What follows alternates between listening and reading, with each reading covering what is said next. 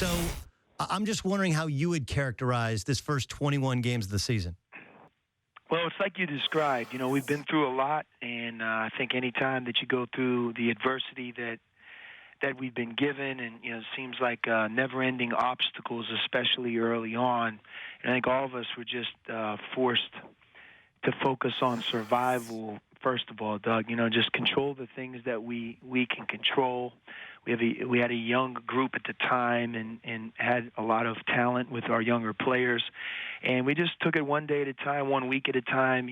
Every practice, trying to figure out what we could do to be successful, and it just, because of that, I think the process and the approach we took was the right one, and that we improved. We got better as the year has grown, and I'm glad we were able to get through the 19 games with the record that we had.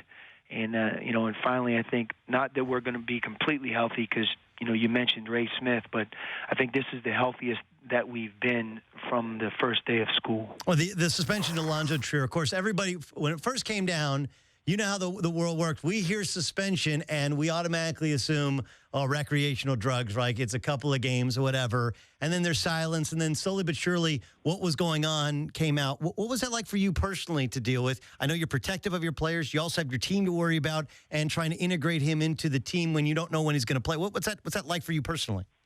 No, it's very difficult, not just on me, but our staff and our team, and then not to mention Alonso and his family. But I think it galvanized us in many ways, Doug. It's like, again, when you're faced with that adversity, you're either going to tackle it, hit it head on, or it's going to do you in or take over. And, even dealing with Alonso, we incorporated him in and really had a deal with him and our team that we're going to treat him exactly like everybody else. We don't know if and when he's going to play, but every practice is going to have just as much meaning to him as it does anybody else. Again, that's easier said than done. You can do that for maybe a month, but when you get into the 19th game and you still haven't played, to Alonso's credit, he gave us everything that he had and even worked extra behind the scenes. So, now that you look at him playing with us, although we still have to work through a few things, he has, in fact, practiced with us from the first day on. And he's gotten reps, and he's done a great job. Yeah, he did have a heat check. He took a heat check one last night that he it was like, look, I know you've been sitting there a while, and you came off the bench last night. That was a little deep. There was gasps from no question from the crowd. That's the definition of a bad shot. Yeah. In the meantime, Lauri Markkanen, who's your finished freshman, has just been as good as freshmen usually are. Around now, they usually hit the wall. He's he's made 20 of his last 29 shots, something ridiculous over the last 5 games. He seems to be playing better and better. How has he avoided that freshman wall?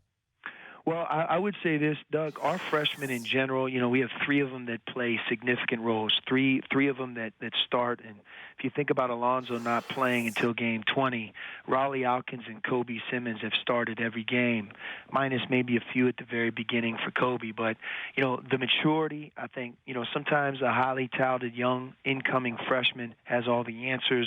In a way, they're divisive, and then you have to bring them along.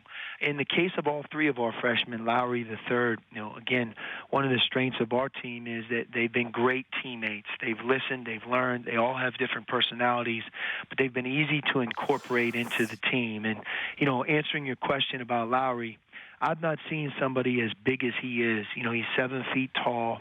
He weighs 230 pounds. Shoot the basketball so effortlessly. He's not your quintessential front court player who's a good shooter. Right.